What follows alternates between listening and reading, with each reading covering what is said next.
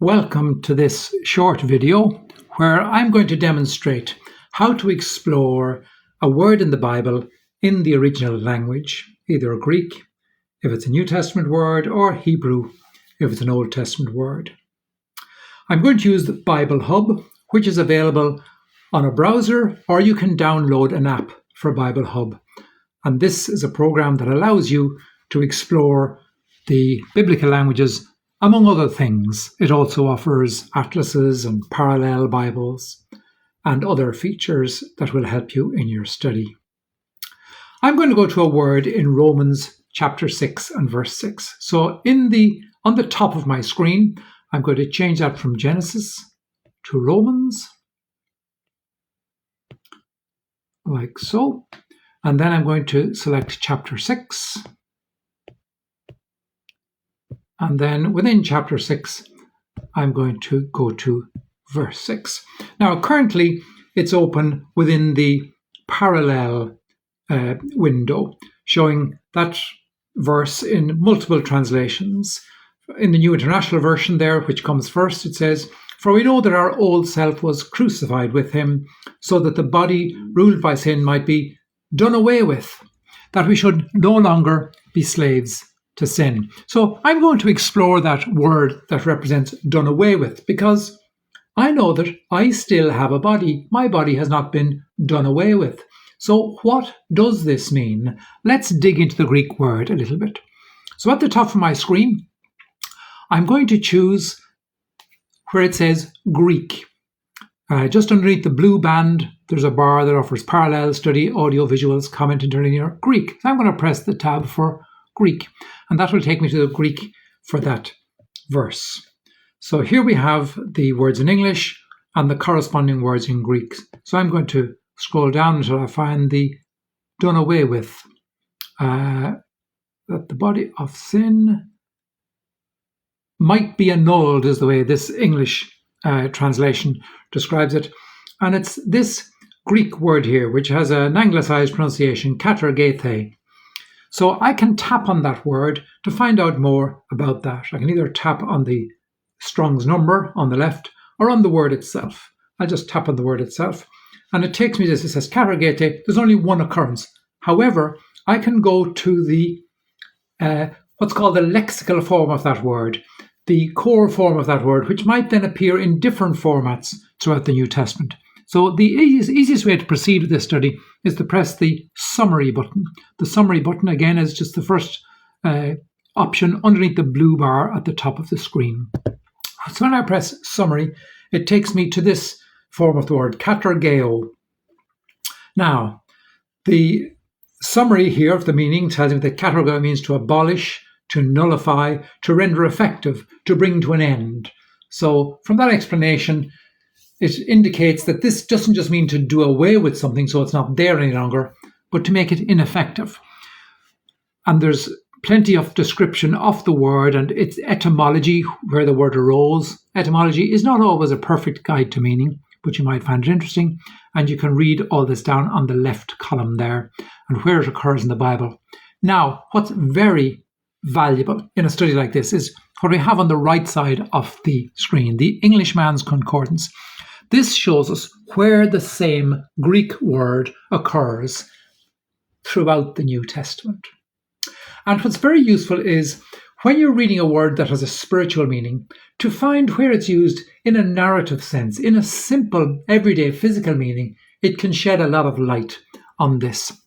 For example, the first occurrence there talks about why does it even use up the ground? Now, that's in Luke 13:7. I'll just tap on the NAS and go to Luke 13:7. This is the same word. And you might know that Jesus began telling a parable here in verse 6. He says, he began telling this parable. A man had a fig tree which had been planted in his vineyard, and he came looking for fruit on it and did not find any. And he said to the vineyard keeper, Behold, for 3 years I have come looking for fruit on this fig tree without finding any. Cut it down. Why does it even katargeo the ground? Why is it using but not making use of the ground? It's wasting. It's a fruit tree, but it doesn't produce fruit. in the same way my body of sin has been done away with.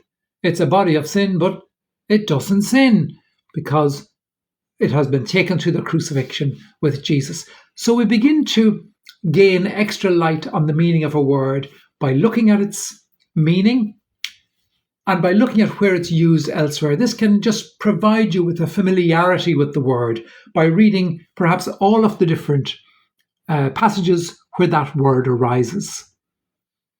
So that can be a useful way to study a word. Now, I'm going to do the same with a Hebrew word. I'm going to go to Genesis chapter 15 and verse 6, which is a famous verse. And in this verse, God is speaking it's speaking about God's relationship with Abraham. And if I go into parallel, it'll take me to individual verses, and I'll go to verse 6. So Genesis 15, verse 6, it says, Abraham believed the Lord, and he credited it to him as righteousness. I want to explore that word, credited. What does it mean? So in other words, it's counted or reckoned. So let me explore that word. So I'll go to the Hebrew this time because we're in the Old Testament. So I tap on the Hebrew tab just beneath the blue band at the top of the screen. And it shows me the Hebrew words with the English words parallel. And he believed in Yahweh and he accounted it to him for righteousness. So Wayeh Sebiha. So this here Hebrew word, again, I can tap on this blue word or on the Strong's number, either way. So here we go. And again, I'm suggesting that we go to we can go to the summary. Although already we can see here that he reckoned him as righteousness. It's the same word where Judah saw Tamar dressed in a certain way, and because of the way she was dressed, he reckoned she's a prostitute. He made that assessment of her. And again, in other verses, when Eli saw Hannah praying silently, her lips were moving, but there was no sound coming out, he thought, she's drunk. So based on her behaviour, he made an assessment of what kind of person she was. He thinks this is a woman who's drunk. And likewise with Judah and Tamar, based on the way she was dressed, he made an assumption, or he reckoned, he made an assessment and said in his mind, she is a prostitute. In the same way, when the Lord, if you like, looked at Abraham and saw him believing, God made an assessment of Abraham. And we know that God's assessments are true. The judgments of the Lord are true. God made an assessment and said, you're righteous, Abraham. Believing me makes you righteous. When I see you believing me, my assessment of you is that you're righteous. Very interesting word. And of course, we know that it's taken up again in the New Testament, in Galatians and elsewhere, that when God sees people believing him, he reckons that they're righteous. He counts them as righteous. It's God's assessment. It's God's opinion of a person who believes that that's a righteous person.